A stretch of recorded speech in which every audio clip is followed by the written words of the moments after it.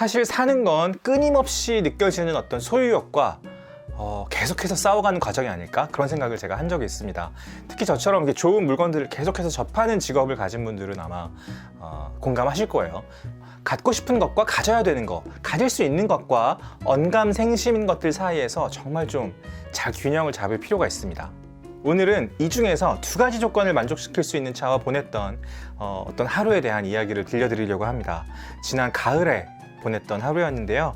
이전에도 여러 번 경험한 적이 있었지만 이후에도 사실은 눈에 보일 때마다 참 괜찮다고 생각을 했고 이날의 경험이 진짜 오랫동안 기억에 남아 있습니다. 바로 아우디 Q4 e-tron 얘기예요. 초기에는 보조금 이슈 때문에 참 말이 많았죠. 근데 11월에는 전기차 판매량 1위를 찍었다고 합니다. 제가 유튜브를 하면서 느낀 게 있는데 뭐냐면요. 컨텐츠는 컨텐츠고 댓글은 댓글이고 시장은 시장이라는 겁니다. 그러니까 말은 말이고 시장은 시장이라는 거, 그거 좀 되게 많이 느껴요. 유튜브에서는 진짜 시끄러웠던 차였는데 그냥 판매량은 1위를 찍어버렸으니까요. 저도 이미 몇 편의 영상을 통해서 말씀을 드렸지만 Q4 e-tron은 저는 되게 매력적인 SUV라고 처음부터 말씀을 드렸었습니다. 그래서 오늘은 이 차가 왜 매력적인지 제가 제주도에서 느꼈던 그대로 말씀을 드릴게요. 일단 첫 번째는요, 주행 가는 거리입니다. 전비죠. 이건 뭐 부정할 수 없이 전기자동차를 고를 때, 우리가 전기차를 고를 때 가장 중요한 고려 요소로 꼽히는 거죠. 결과부터 말씀드릴게요. 저희가 한 200km 정도 주행을 했는데요. 일단 가을 제주도가 너무 예쁘죠. 단풍이 막 서울은 많이 들어있었고 제주도는 막 들락말락하고 좀 높은 데는 막 빨갛게 들어있고 뭐 그런 시즌이었습니다.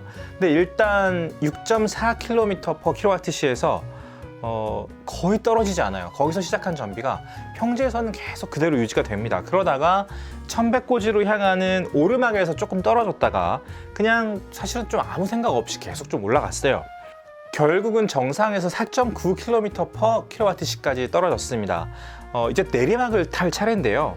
아직 좀 실망하기엔 좀 이른 그런 타이밍이에요. 아우디가 자랑하는 회생제동, 브레이크 바이 와이어 이런 기술들이 이제 진짜 좀 실력 발휘를 해야 되는 내리막 시점이 된 거죠.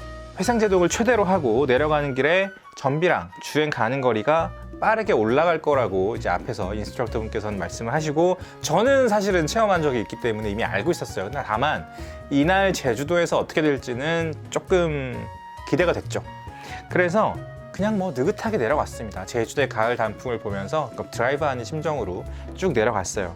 우리가 보통 언덕길을 시승할 때는 진짜 좀 빠르게 달리고 과속하고 브레이크도 좀 세게 밟고 막 억지로 꺾어보고 뭐 그렇게 많이 하는데요. 이날은 그렇게 타지는 않았고요. 진짜 가족들이랑 드라이브하는 느낌? 그렇게 탔습니다.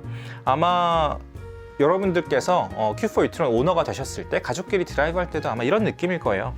5.9km에서 떨어지질 않고 있습니다. 여러분 지금 600km 이상 간다고 아까 그랬는데 그죠? 네. 지루하게 간다. 이렇게. 근데 이거 일상적으로 달릴 땐 계속 이런 속도로 달리니까.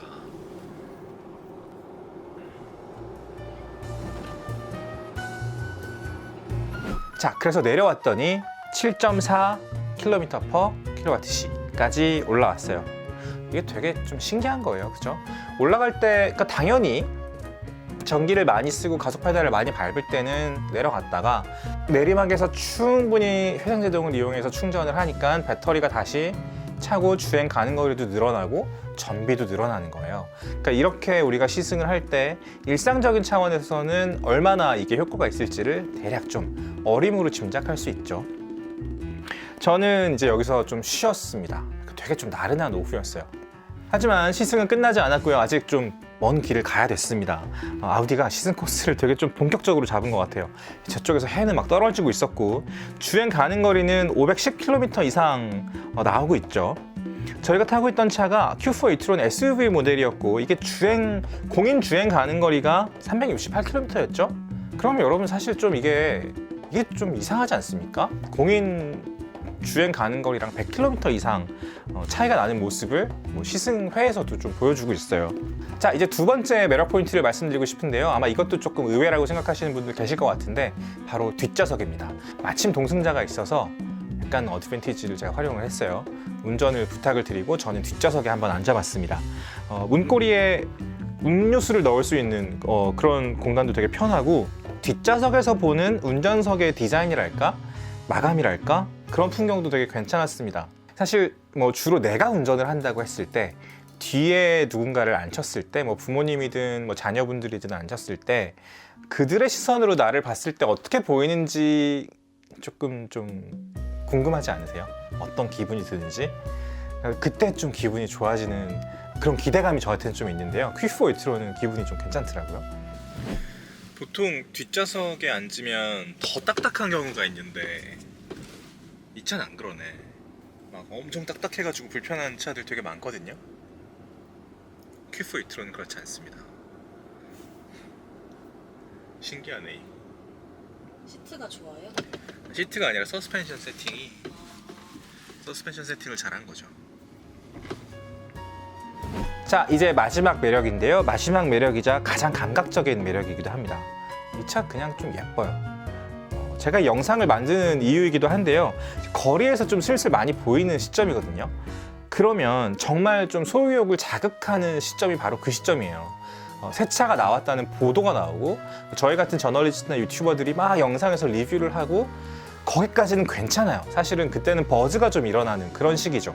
이 차 나왔대, 뭐 이런 게 좋대, 보조금 못 받는다며 막 뭐 이런 얘기들이 막 시끌시끌하게 일어나는 시기죠. 그 시기가 이제 지나가고 한 두세 달 정도 지나가고 정말 뭐 그때 계약하셨던 분들이나 그 이후에 계약하셨던 분들이 내 차를 받아서 공도를 주행하기 시작하면 그게 이제 눈에 들어올 때 저거 예쁜데? 그런 생각이 드는 차들이 있어요. 근데 정말 괜찮은 평가를 받았는데 도로에서 봤을 때 좀 별론데 그런 생각이 드는 차들도 물론 있습니다. 근데 Q480는 전자였어요. 되게 예쁘고요. 무엇보다 이게 전기차라고 너무 큰 목소리를 내지 않아서 저는 되게 좋습니다. 다분히 일상적인 SUV의 아웃라인을 가지고 있고요. 그리고 그 와중에 원래 아우디가 만들던 SUV랑은 살짝 다른 디자인 디테일 요소들을 가지고 있으면서 차별화가 되는 거죠.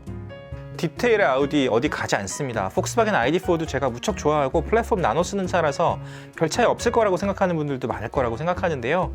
자동차를 일상적인 차원으로 끌어들이면 눈에 들어오고 손으로 만질 수 있는 이런 디테일들이 선택을 결정적으로 좌우하곤 합니다.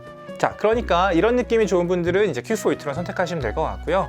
폭스바겐 ID4에 대한 평가는 제가 영상 2편을 통해서 말씀드린 적이 있기 때문에 여기 참고해서 봐주시면 되겠습니다. 이쪽인가요? 네, 봐주시면 될 것 같고요. 언어의 차이입니다. 뭐 플랫폼을 같이 쓴다고 해서 같은 차가 되는 거는 전혀 아니고 아주 다른 뉘앙스의 언어를 구사하는 친구 두 명이 따로 있다. 뭐 이렇게 생각하시면 될 것 같아요. 어떤 게 좋은 사람이냐, 어떤 친구가 나한테 좋은 친구냐는 뭐 만나서 얘기도 해보고 밥도 같이 먹어보고 영화도 보고 뭐 이래야지 알 수 있는 거겠죠. 자동차의 경우는 분명히 시승을 해봐야지 알 수 있는 거고 직접 만져보고 눈으로 보고 전시장에서 보시고 이러면 아마 둘 사이에서 결정하실 수 있을 거예요. 그냥 느낌의 차이를 직접 좀 경험해 보시기를 저는 늘 권해드리는 편이에요. 그게 제일 중요한 것 같아요. 자, 이제 좀 여담을 좀 말씀드리고 싶은데요. 사실 RS e-tron GT를 시승했던 이날 오전으로 돌아가도 재미있는 이야기를 좀 많이 나눌 수 있습니다. 최대 출력은 630마력을 넘고요. 최대 토크는 84.7kgm에 달하는 정지 상태에서 시속 100km에 도달하는 데 걸리는 시간은 3.2초밖에 안 걸리는 아우디의 괴물 그란투리스모죠. 그야말로 GT에 걸맞는, GT라는 장르의 성격에 걸맞는 디테일을 가지고 있습니다. 부드럽고 정교하고 단단한 짜임새를 가지고 있어요. 제가 자주 드리는 말씀인데요. 이렇게 공들여서 만든 차는 질리지 않습니다. 아우디는 뭐 이런 시장에서는 단연 좀 선구자라고 할 수 있어요. 운전도 정말 편하게 할 수 있죠. 성별, 뭐 연령 가리지 않고 이렇게 편하게 운전할 수 있는데 이런 성능으로 달릴 수 있는 차, 이거 이렇게 만들어야지 GT라고 할 수 있고 진짜 그랜투어러라고 할 수 있습니다. 장거리 주행을 위한 고급 승용차. 하지만 이렇게 안락한 실내 디테일에 마음을 놓을 즈음에 딱 한번 밟아보면 이렇게 달릴 수 있는 차예요. 그러니까 이거를 이렇게 달릴 수 있는 차를 계속 우리는 아까처럼 한 거지. 선배 좋아하시는 대로 운전해주세요. 그렇게 너무 재밌다. 그냥 마구 밟아도 돼요. 마구. 사실은. 근데 근데 이게 어떤 느낌인지 알아야지. 진가를 느낄 수 있죠.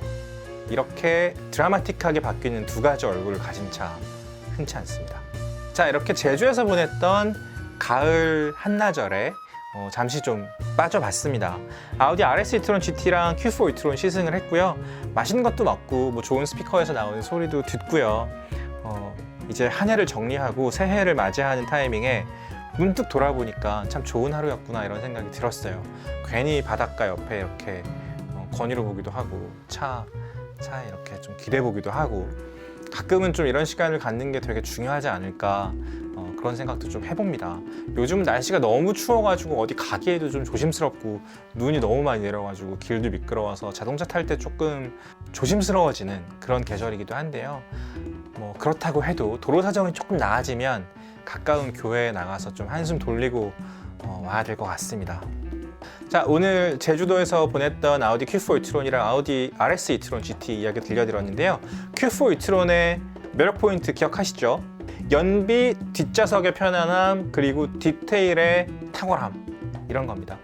혹시 뭐 전기차 중에 SUV를 고르고 싶은데 리스트업을 하시다가 아우디 Q4 e-tron 미처 생각 못 하셨다면 이 영상을 보시고 한번 리스트업 해보시는 거 저는 괜찮다고 보고요. 자동차를 고르는 그런 기간들을 좀 즐겨주셨으면 좋겠어요. 우리가 자동차 좀 급하게 사는 경향이 있어서 막 좀 쫓기기도 하고 빨리 받을 수 있는 차 고르기도 하고 하는데요. 좀 넉넉하게 기간을 잡고 이제 여러 가지 뭐 컨텐츠들, 뭐 신뢰하는 저널리스트나 나랑 취향이 비슷한 유튜버, 저 같은 이렇게 보시면서 여러 가지 의견들 좀 들어보시고 경험해 보시고 조금씩 이렇게 조금 좁혀 나가는 기간들 자체를, 그런 시간들을 즐겨주셨으면 좋겠습니다. 그게 정말 좀 재미있고 즐거운 시간이거든요. 아우디는 이런 차를 만듭니다. 세그먼트와 장르를 가리지 않고 브랜드의 철학이나 역사나 고집이나 이런 것들은 자연스럽게 드러나게 돼 있죠. 이런 게 바로 실력이고요. 아우디가 Future is an attitude라고 얘기할 수 있는 이유도 그런 자신감, 그런 슬로건에서 느껴지는 자신감도 바로 그런 것에 기반을 두고 있는 겁니다. 자, 오늘은 여기까지 말씀드리겠습니다. 오늘 영상 재밌게 보셨다면 구독과 좋아요, 댓글과 알림 설정 부탁드리고요. 저희는 새해 연말도 정말 열심히 달리고 있습니다. 구독으로 도와주십시오, 여러분. 제가 믿겠습니다. 지금까지 시간이 소중한 우리를 위한 취향 공동체 더파크 정우성이었습니다. 연말에 남아있는 컨텐츠 업로드 드리고 새해에 또 뵙겠습니다. 감사합니다.